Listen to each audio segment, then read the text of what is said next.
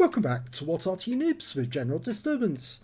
This is a Super Hellcat. It's the Tier 7 American premium turreted tank destroyer located on the north spawn of Fjords under the command of General Anonymous. Now, this vehicle never actually really existed. This is a figment of Wargaming's imagination, but they've actually brought it in for the well-deserved reward for those people who've been in the game for a long period of time. And I have to say, right at the start of this game, that General Anonymous was suffering from enormous ping during this game, which meant that he wasn't getting quick response like he expected to in this game. So yeah, he was having difficulty trying to aim at the enemy and get shots on them. Well, what can I tell you about the Hellcat, the M18? Well, it got its name, the Hellcat, from Buick. Yep, General Motors actually built the Hellcat, and they gave it the name Hellcat. That's where it came from. It was built under a contract, started in 1942. They went through several prototypes, but it was the first proper tank destroyer that was built on an original hull using torsion bar suspension, an aircraft engine, a rotary engine, and a decent gun as well, the 76mm Sherman gun, the gun that they were using on the M4A3E8. Now you're seeing him blasting away with a 90mm gun, and I have to tell you, it's pure fiction, I'm afraid, because the Hellcat was only fitted with a 90mm for testing purposes in America. It never received one in the field. Only the 76mm gun, that's the only one that was fitted. The M36 Jackson did get the 90mm gun, and they proved very successful, but the reason why the Hellcat got the reputation it did was mainly down to the fact it was the fastest vehicle in World War II. Fastest tracked vehicle, that is. And it got that reputation very well because it was so fast, because it had that aerial engine. It was the Wright 975 aerial engine, and it was an aircraft engine. As I said, it's a radial engine, which means there was 9 cylinders arranged in a circle around the power shaft, and it was a 16-litre engine, 975 cubic inches, 9 cylinders. It was supercharged towards the end of the war, but at the start of the war they had a plain standard ordinary engine. Now you can see that General Anonymous is aware that they have a bit of a problem, because there's a Churchill tank been seen going through the gap, and there he is. He's trying to get himself into position so he can ambush that Churchill. There you go. Lovely shot. That Dicker Max is in a bit of a pickle, because he's got very thin armour.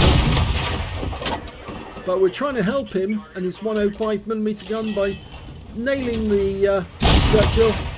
Well, the Dicker Max is gone. Try and get another one in. Yes, beautiful shots here from General Anonymous. He's not wasting any ammunition. He's using standard AP. And, oh, now the first shot that didn't pen, but that was because it was angled at the target. That's better. One more shot to kill. Can he get the kill? The engine of this vehicle was so popular.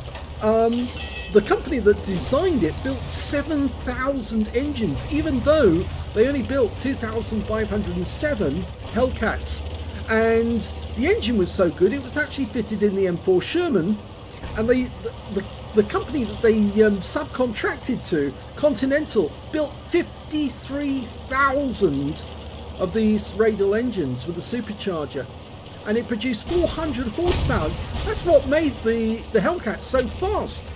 It really was incredibly fast. In the game, they've got it going 72 kilometers an hour, and as I said, it was the fastest tracked vehicle in World War II, and its title as the fastest tracked vehicle was only stolen by the M8A1. Oh, well, he dived into the water because he needed to protect himself from that 90mm gun on the IKV. and he will be able to get out of here. It's just the way that he does it for the moment. Okay, he's waiting for the IKV to come over. Here he goes, and he's dead. Shouldn't have done that. You presented your weak armour, and General Anonymous is going to take advantage of that. Now he can get out, but he'll have to go around the edge and skirt. That was a bold move by General Anonymous to do that, to just drive over the edge. But he will be able to get out. All he needs to just go through the shallow bit here and get onto the flat part. That's it. Beautiful. That's it. Now, yeah, the first tank that actually managed to go faster than a Hellcat on tracks was the M1 Abrams. Yeah, and he used the turbine engine to do that. Whereas this is just the standard petrol radial engine. 9 cylinders worth. It's quite an impressive engine because it's actually about the size of a modern day motorcycle, but it was built during the Second World War, and well, it was built for aircraft. And there's something more about the engine which you may not realise, is that they actually built the engine in such a way that they could actually had the engine mounted on steel rollers. So all they had to do was lower the rear deck of the vehicle. You can see that rear of the vehicle right up close if I come in. Yeah, you could lower that, and all you had to do was disconnect the engine from the transmission, and you could actually roll the engine out of the back so they could service it and do all the regular maintenance. He can get shot from that Valiant. He hit him in the tracks. So you could roll the engine out, and the transmission at the front was arranged in such a way that you could lower the front lower plate and roll the transmission out as well and do service on that. So the great thing about the Hellcat was it could easily be serviced by the crew, and they had a crew of 5, a driver and a driver's mate who would basically act as sort of like engineer, and a gunner, loader and commander. Now, as I said, this only ever carried the 76mm, and so it actually carried a lot more shells than in the game. Well, it carried 45 armor-piercing rounds in the game, in reality rather. In the game, you actually carry more 75mm. There, he's got the T-67, which was the forerunner of the Hellcat.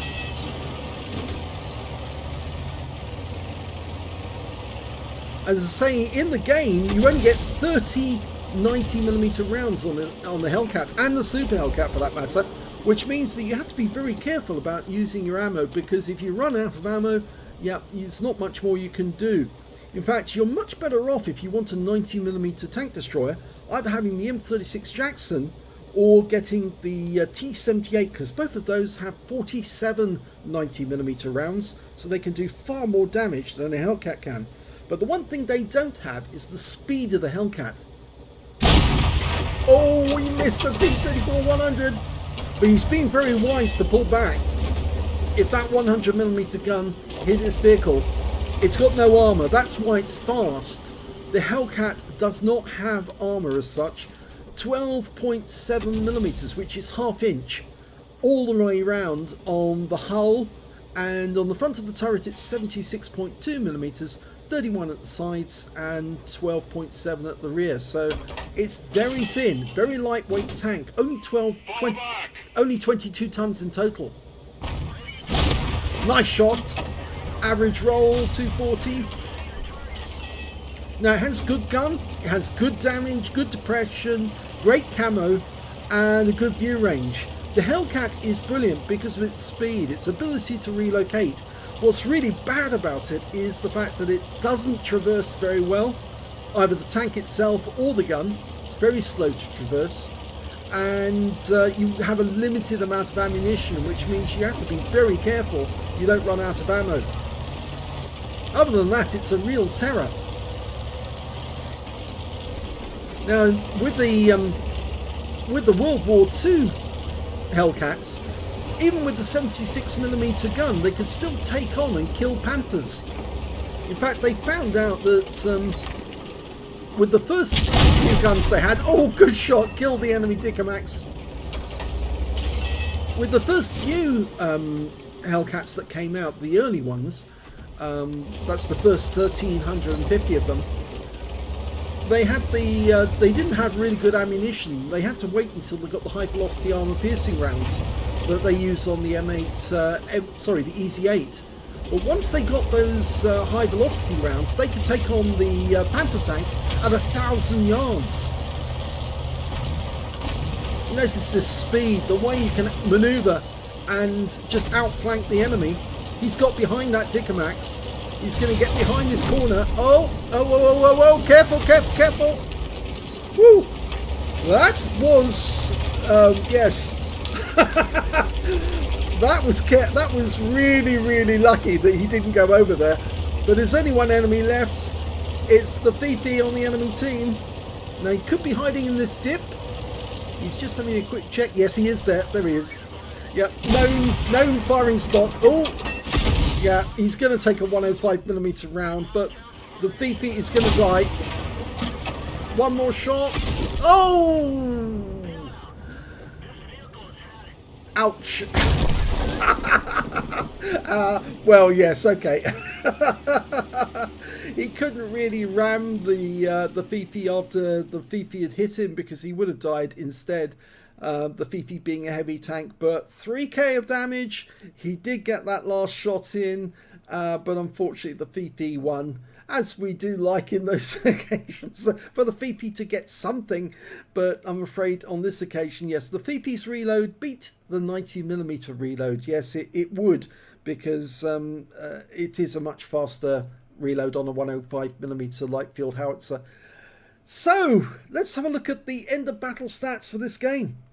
Here's the end of battle stats, and it's the first ace tanker for General Anonymous in the Super Hellcat. Very well done. He managed to get a fighter badge for getting at least 4 kills. He got 4 exactly, a fire for effect for doing more damage, and the hit points for his own vehicle. And yes, he got the high caliber for dealing the most damage in that game overall. His winning was 7,970, which is Super Unicum standard. So let's have a look at the team score and see where he stood.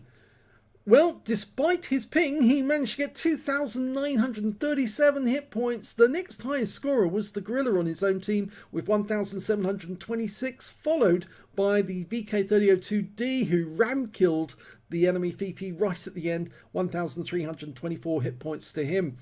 When it came to kills, he shared the top spot with that VK3002D. They both got 4 kills each, and then the rest of them, the second place, only got 2 kills each. That was the Gorilla, the T-3485M, the GW Panther, the Fifi, and the Wolverine. Of course, the Fifi managed to get General Anonymous's soul in that game. When it came to base XP, he's top again, so he's got the top in all 3 columns. 1,126, he's the only one over 1,000. 780 to the T-3485M, and 743 for the VK3002D. 20 shots fired, 17 direct hits, 13 penetrations, 2 splash, damage of 2,937 hit points, of which 1,355 were at more than 300 meters. He received 3 hits from the enemy. All 3 were penetrations, I'm afraid, and 3 hits by way of splash. And the last one was fatal, I'm afraid. That was the Fifi's shot. 2 enemy vehicles spotted, 7 enemy vehicles damaged, 4 killed, and 234 hit points of damage assistance. On a free-to-play account, he earned 31,546 credits, got 65,000 credits for completing a mission, 96,546 credits altogether, and after repair and ammunition resupply and consumables, he took away a profit of 64,441 credits. He received 1,126 base XP, 150 for this being a premium vehicle, and took away 1,276 experience points altogether. So a very good game there for General Anonymous, and a very nice first ace tanker in his Super Hellcat. And it's not bad for a vehicle that really actually only cost $57,500 each when the Americans built them. And you know, there are some other things we could say about the Hellcat, and they were very, very, very good. In fact, the Americans distributed a lot of them to other countries after the end of the war. They kept some because, of course, they needed them, and they did see service in North Korea, in the Korean War. And quite a few Hellcats were actually used by other countries, such as Taiwan, And the Taiwanese liked them so much that even when the vehicles actually wore out, the lower part of the vehicles, they took the turrets off and put them on some Duster anti-aircraft guns and created the Type 64. And so the vehicle you see running around the Type 64 with its 76mm gun, that's a Hellcat turret with the standard 76mm that it was originally issued with. And of course, as I said, they built so many versions of that Continental engine, or Wright Continental engine, I should say, that it literally powered many of the tanks during the Second World War. Very successful engine, and it was only 16 litres in capacity. But it really was very, very easy to service because of the unique way that General Motors designed the Hellcat and made the Hellcat a really, really fast tank. And that was its saving, that this tank could get out of the way of the German tanks so quickly. They just couldn't get their guns turned round fast enough to shoot it. It actually fired at them and disappeared by the time they'd actually managed to crank their turrets round and load the breech. So that's how the Hellcat survived. But none of the Hellcats had the 90mm, I'm afraid, not in the European theatre, and only one ever saw a 90mm gun, and that was on the test range in America. So there you are, a little bit of history of the Hellcat and a brilliant game by General Anonymous and his first ace tanker in this vehicle. I hope you enjoyed that replay. If you did, please give this video a like. Do subscribe to our channel. Leave a little comment down below because it feeds the algorithm.